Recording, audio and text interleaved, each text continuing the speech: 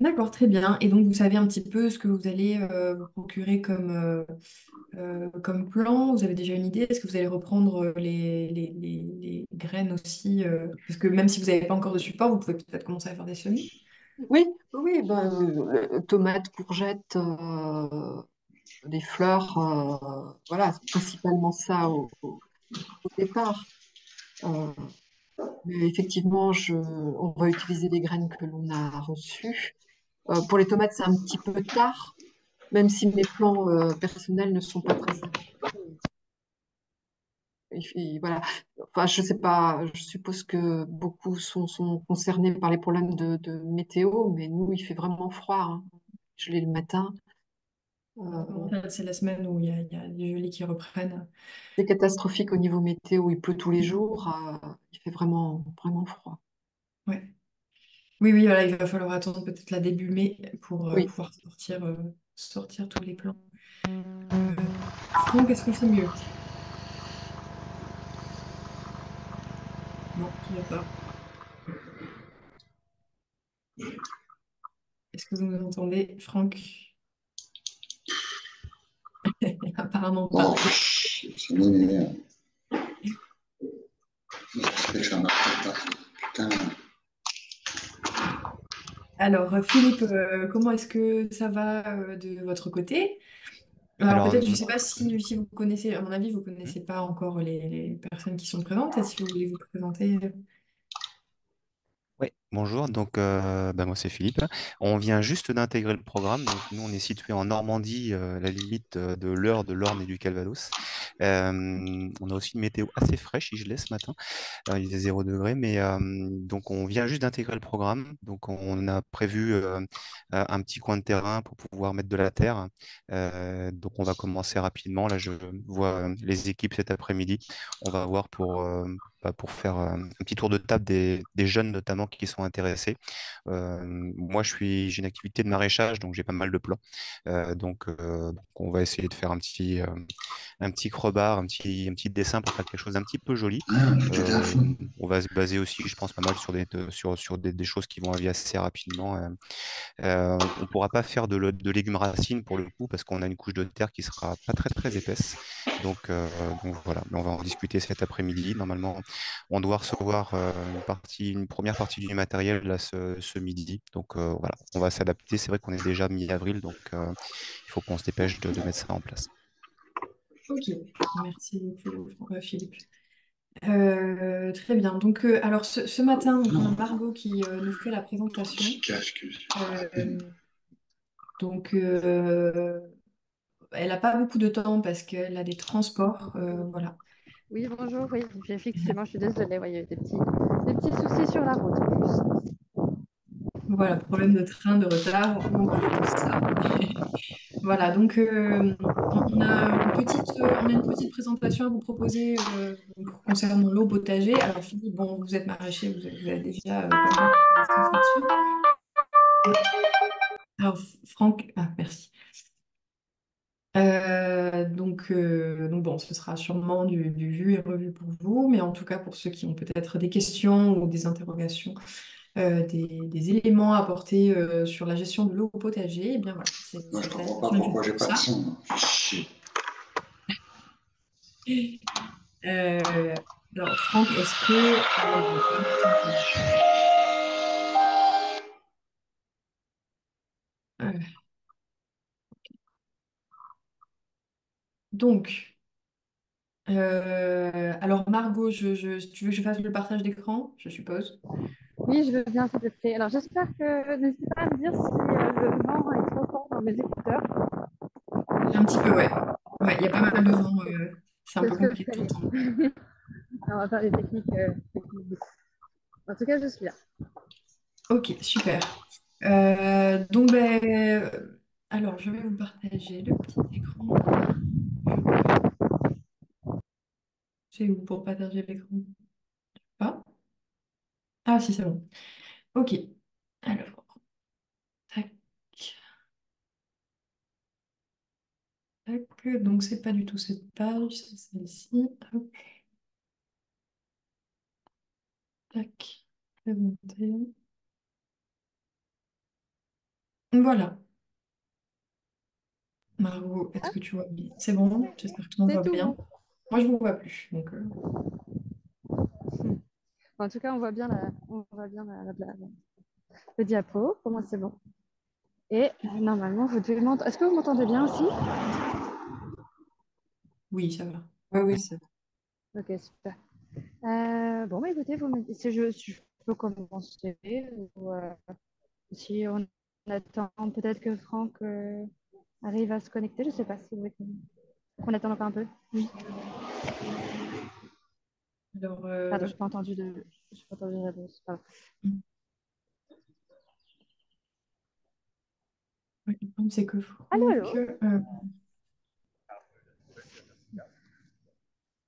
bon, écoute, je peux peut-être voir si Cédric peut essayer de voir avec Franck pour la connexion.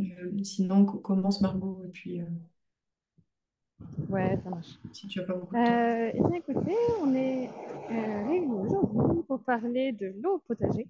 Donc, vous n'êtes évidemment pas sans savoir l'importance de l'eau pour la croissance des plantes et aussi ben, des enjeux actuels que l'on connaît avec les problèmes qu'on a connus depuis 2 étés consécutifs désormais avec les restrictions d'eau, aussi de moins en moins d'accès à l'eau potable.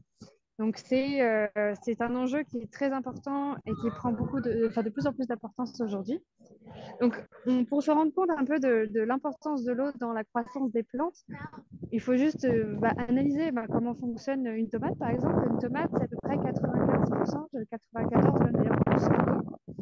Et initialement, ça venait d'une graine. Donc c'est-à-dire que de la graine à la tomate, elle a dû puiser une quantité très importante d'eau pour pouvoir se former.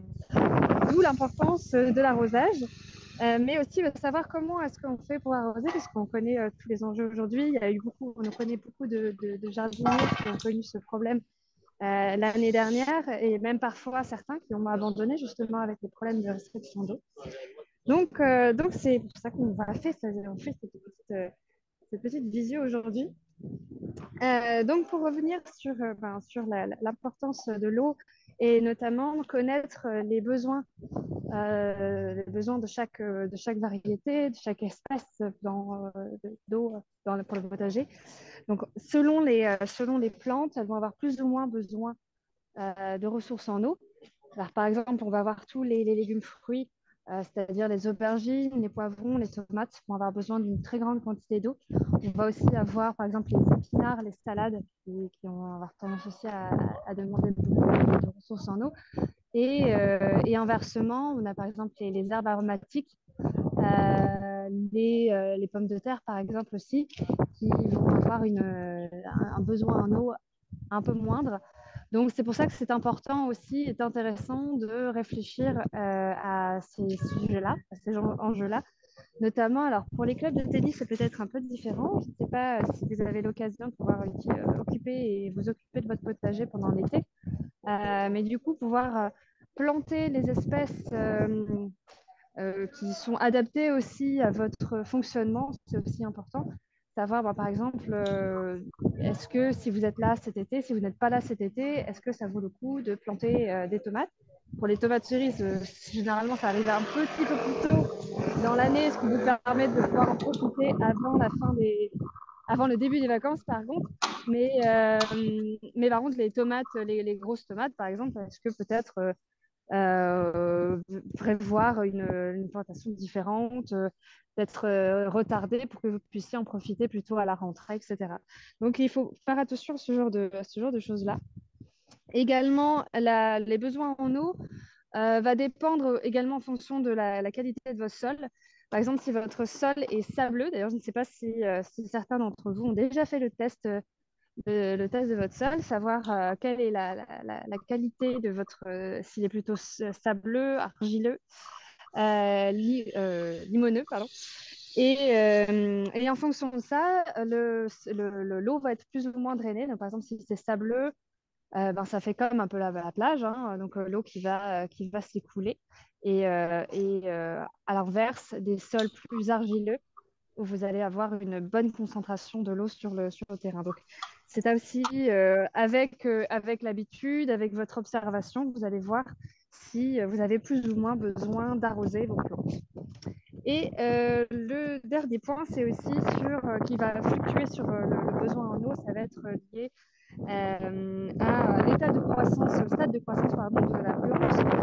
Alors pour les semis, évidemment, je pense que vous faites tous naturellement cela, même si vous n'avez pas forcément pris conscience, évidemment, quand vous arrosez vos plantes, vous ne prenez pas l'arrosoir et vous n'arrosez pas jusque votre peau jusqu'à ce qu'elle déborde, évidemment.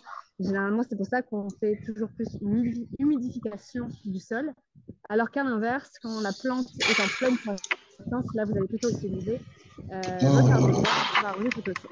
Pour revenir à l'arrosoir, je pense qu'on peut passer à la présentation suivante. Oui, on semble sur les différents types d'arrosage. Donc, vous avez donc plusieurs options. Certaines ont plus d'avantages.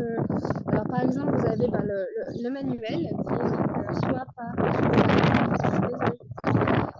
Il y a beaucoup de vent, Margot. Ouais, c'est ce que je disais. On n'entend pas du tout là. On n'entend pas du tout. Désolée pour ce petit. Excusez-moi, voilà. C'est bon. Et puis, du coup, il y a des travaux à côté, c'est merveilleux. Du coup, vous avez donc le tuyau d'arrosage ou l'arrosoir, qui est une solution pratique. Elle permet d'avoir une bonne précision dans l'arrosage. Vous pouvez aussi de manière plus manuelle pouvoir viser sur vos plantes et selon les besoins de chacune. Vous avez aussi le système de goutte à goutte, qui est souvent la solution qui est présentée comme la plus économe en eau. Alors effectivement, c'est généralement des tuyaux qui sont percés, qui sont au niveau du sol et qui s'égouttent, qui permet de maintenir l'humidité au sol et tout en économisant l'eau. Et vous avez aussi le système de l'Oya. Alors l'Oya, peut-être que vous savez, ce sont des pots en argile que l'on plante dans le sol et qui, par capillarité, vont diffuser de l'eau aux plantes. Donc, c'est une solution qui est très, très pratique, notamment si vous partez en week-end ou en vacances.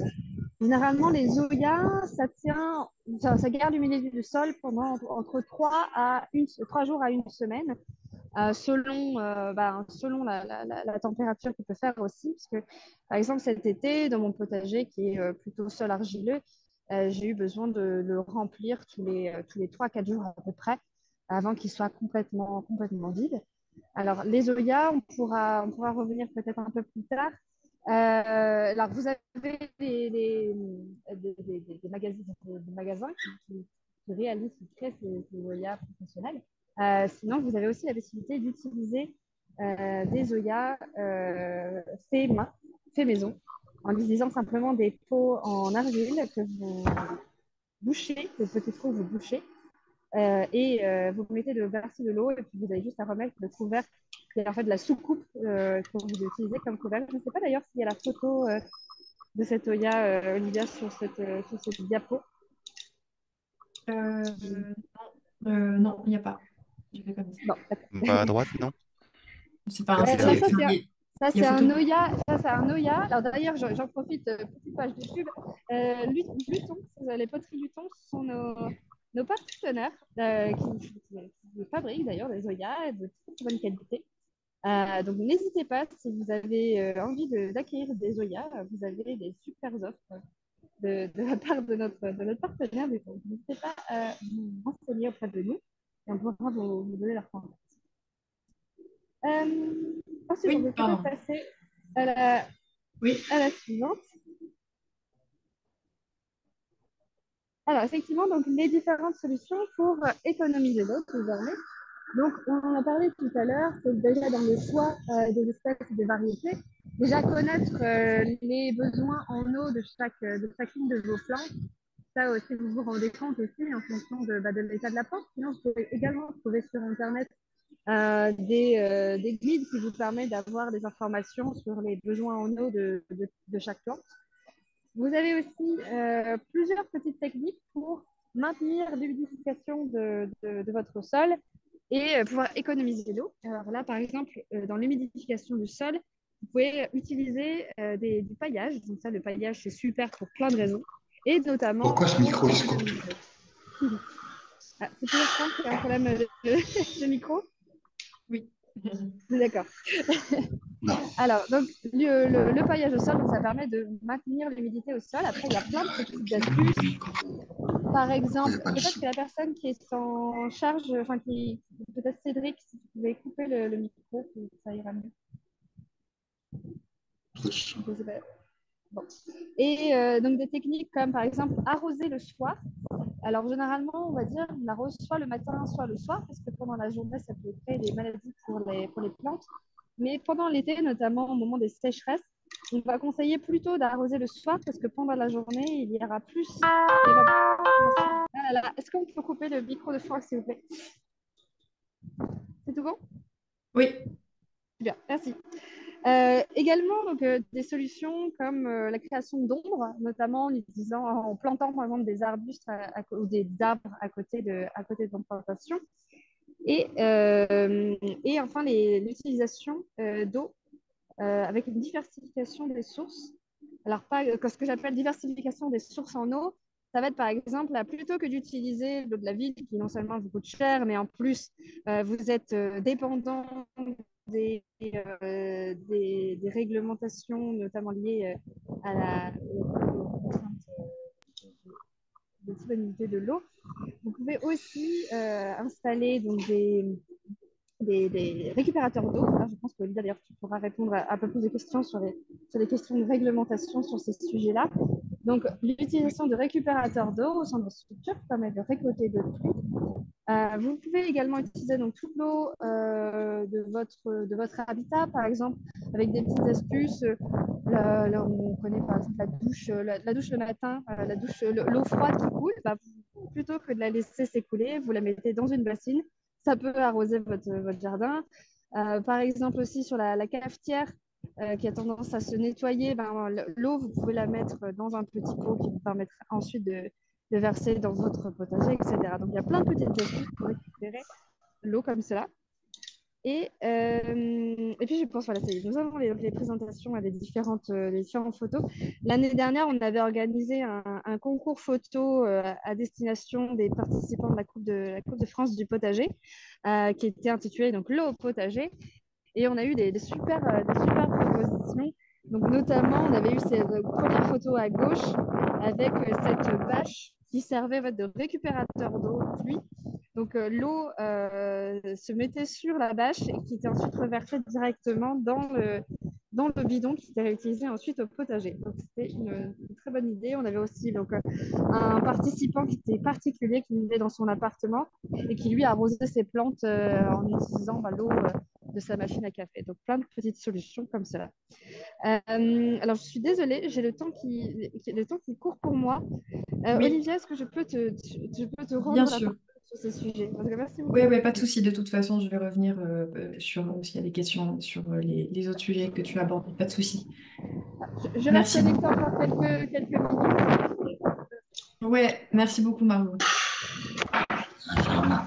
Ok, donc du coup, alors je vais revenir un petit peu sur quelques points qui ont été abordés par Margot. Euh, donc notamment, hop, ici elle a dit à peu près, donc notamment des points un petit peu plus techniques, peut-être si vous voulez, si vous êtes intéressé pour mettre en place du goutte à goutte ou de l'aspersion au potager, voir un petit peu les prix, comment est-ce que ça s'installe et les quantités, comment le programmer. Donc il faut savoir, quand on arrose un jardin inférieur ou égal à 50 mètres carrés, il faut entre 150 et 500 litres d'eau. C'est une moyenne, hein, bien sûr, qui est faite. Ça dépend bien sûr de ce que vous avez dans votre jardin, ce que vous voulez arroser, voilà, de vos plantes, de votre condition climatique, de votre sol, de la taille de votre jardin. Voilà, ça dépend de plein de choses. Mais disons que c'est en moyenne. Et donc, si vous voulez arroser des plantes pour votre potager, il faut compter en moyenne entre 10 et 20 litres par mètre carré. Euh, donc, parmi ces propositions, entre l'arrosage manuel, le goutte à goutte, l'aspersion et les zoyas, je dirais que les plus intéressants sont le goutte à goutte et les zoyas.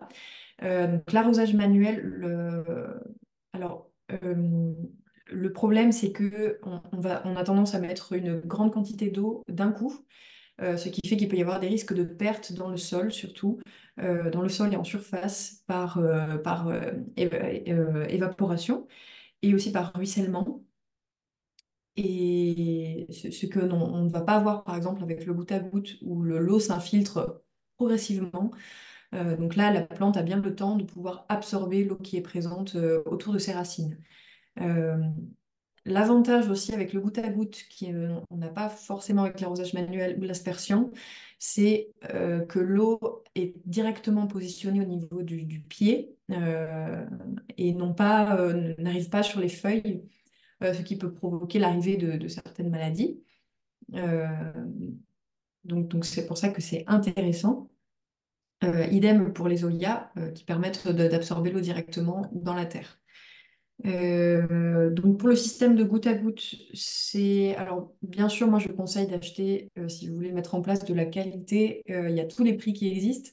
Mais Philippe, peut-être tu me diras si je dis une bêtise, mais je dirais qu'on peut trouver un bon système de goutte à goutte. Alors ça dépendra de la surface, du nombre de mètres de tuyaux dont vous avez besoin. Euh, mais c'est aux environs de 40 euros, un bon système de compte-gouttes et aspersion à peu près pareil, peut-être un petit peu plus cher.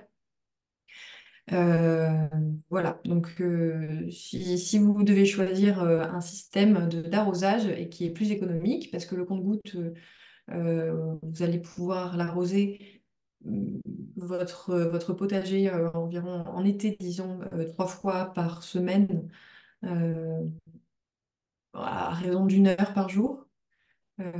C'est plus économique, par exemple, que d'utiliser l'arrosage manuel où il peut y avoir des pertes, où l'eau que vous mettez ne sera pas suffisante pour votre plante et de devoir arroser peut-être tous les matins ou une fois tous les jours. Voilà.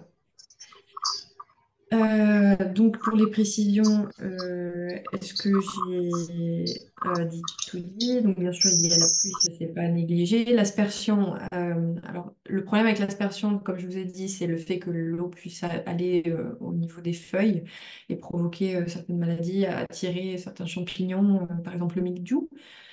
Mais c'est aussi le problème du manque de précision de l'arrosage et le fait que ça puisse gaspiller donc de l'eau. Mais ensuite, pour le goutte à goutte et l'aspersion, l'avantage c'est que c'est autonome. On a juste à activer un programmateur qui fait que on arrose tout seul. Et puis pour les Oya aussi, on a juste à remplir l'Oya et puis ensuite le pot fait le travail. Donc pour ceux qui n'étaient pas là aussi la dernière fois, avec Cécile Gachot pour la première animation qu'on avait faite sur comment démarrer au potager, elle avait parlé de comment construire son Oya. Donc Margot l'a évoqué. Donc c'est vrai qu'on peut tout à fait prendre un pot en terre cuite, non peint, neutre, et, euh, et voilà, et de le boucher peut-être avec un petit peu de ciment et mettre un couvercle par-dessus, et ça fait tout à fait office d'Oya. Voilà. Ensuite, alors peut-être là préciser pour l'utilisation, pour créer de l'ombre. Alors Margot a évoqué effectivement de mettre en place des arbres ou de construire votre potager là, autour des arbres, ça peut être intéressant. Attention aux espèces que vous exposez ou non au soleil, parce qu'il y a des espèces qui sont beaucoup plus demandeuses de soleil, par exemple les tomates, le poivron, que d'autres. Donc pour créer de l'ombre, il existe aussi des filets comme une maille qui peut, disons, atténuer les effets du soleil et qui peut protéger votre potager pour l'été. Voilà. Ensuite, pour ce qui est du type de sol, ça, Margot l'a évoqué, donc j'ai pas forcément grand-chose à rajouter. Je ne sais pas si vous avez déjà des questions sur tout ce qui a été dit.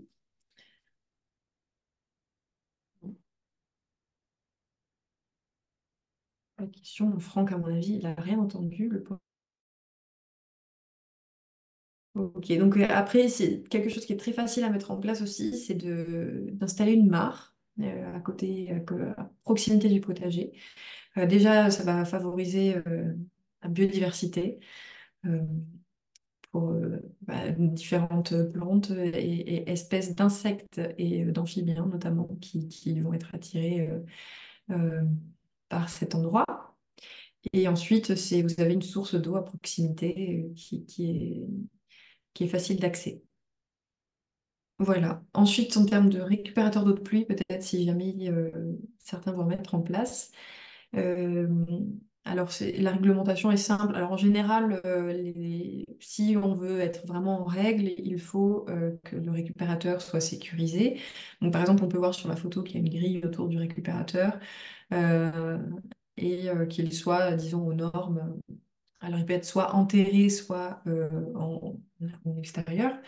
Euh, et la taille va varier en fonction de la taille de votre potager. Donc, par exemple, si vous avez un potager de moins de 50 mètres carrés, euh, je pense qu'un récupérateur d'eau de pluie entre 150 et 500 litres d'eau devrait suffire.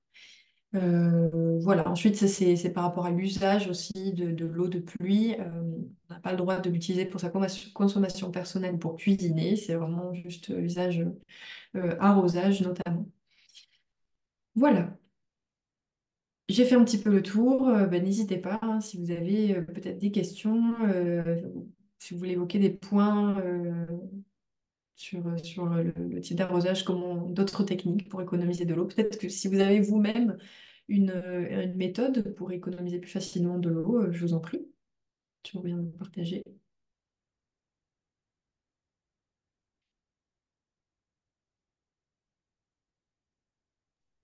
Par exemple, oui, Nous, Philippe. personnellement, on va faire quelque chose de tout petit.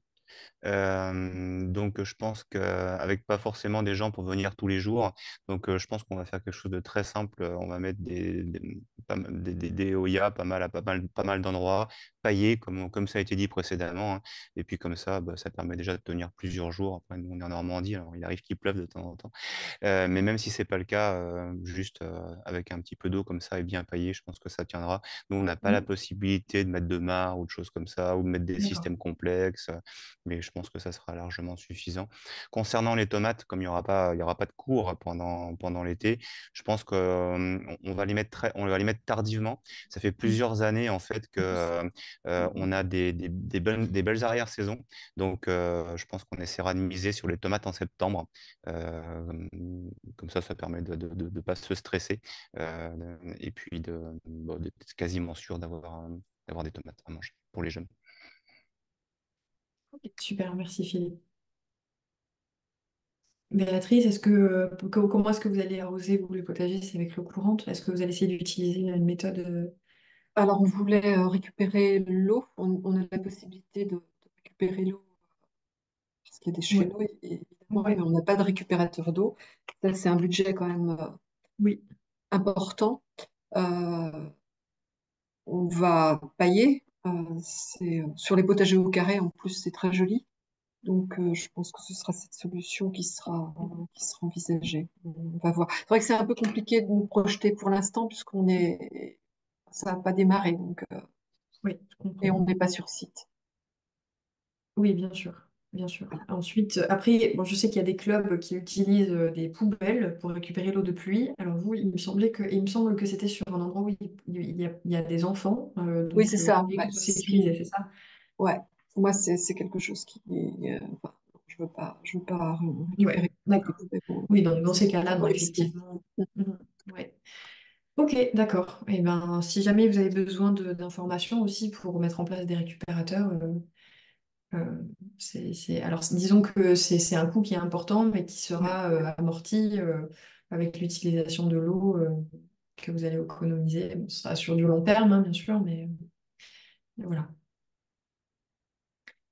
Ok. Mais s'il y a pas plus d'informations, de questions, on a un petit peu échangé sur où est-ce que vous en étiez au potager. Donc, bah, malheureusement, Franck n'a pas pu participer, écouter la visio. Euh, mais bon, vous aurez tous le replay de toute façon.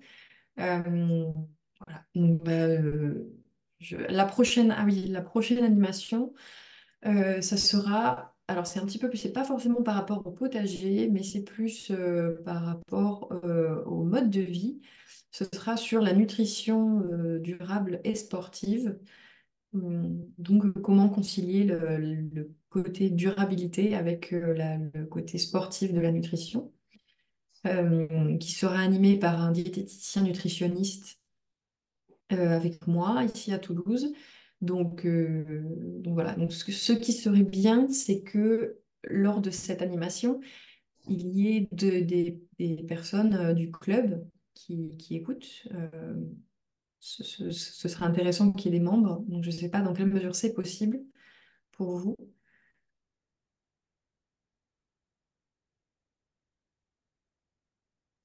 C'est-à-dire organiser une espèce de se mettre dans une salle de conférence, par exemple, ou dans une salle, peu importe, avec quelques personnes du club, c'est ça? Ok, Ouais, par exemple, si c'est possible. on peut essayer. Mhm. Voir les disponibilités de chacun, donc c'est pas forcément. Oui, bien sûr. Ça serait sur l'heure du midi aussi? Oui, oui, je pense que oui. Ce serait au niveau de la date. Alors, je vais enlever je vais quitter comment j'enlève ça? Arrêter le partage. Voilà. Alors, la date, ce serait fin mai. Donc, ce serait le 30, il me semble. Voilà. Donc, de toute façon, je vais refaire un message sur le groupe WhatsApp et par mail. Voilà, donc je vais essayer de faire communiquer ça. Donc, ce serait vraiment intéressant qu'il y ait plusieurs personnes par club qui puissent participer à cet événement. Voilà. Béatrice, est-ce que c'est possible de votre côté de faire ça? Pas difficile? Non? Ok. Pour un midi, ça me paraît compliqué aussi parce que tout le monde a pas mal de choses à faire. Peut-être en Ouais. fin de journée, ça serait plus facile d'avoir plus de monde parce que je sais qu'il y a Oui. des entraînements. Peut-être quand je dis fin d'après-midi, ce serait peut-être vers 16 h. Mm. Mais le midi, bon, je poserai la question, mais ça me paraît comprendre. Ok, bah, je vais faire un sondage Mhm. sur le groupe, comme ça on verra quel est le meilleur créneau. Ok, très bien, super. Eh ben, merci beaucoup d'avoir été présent aujourd'hui. Merci. Euh, C'était rapide. Bah, à la prochaine. Et puis, de toute façon, vous allez encore recevoir d'autres informations. Il y aura la newsletter et toutes les infos concernant la prochaine vision. Voilà. Ok, merci. Merci beaucoup. Bonne journée. Merci. Bon Bonne après-midi, soirée. bon appétit. Au revoir. Merci. Au revoir. Bonne journée.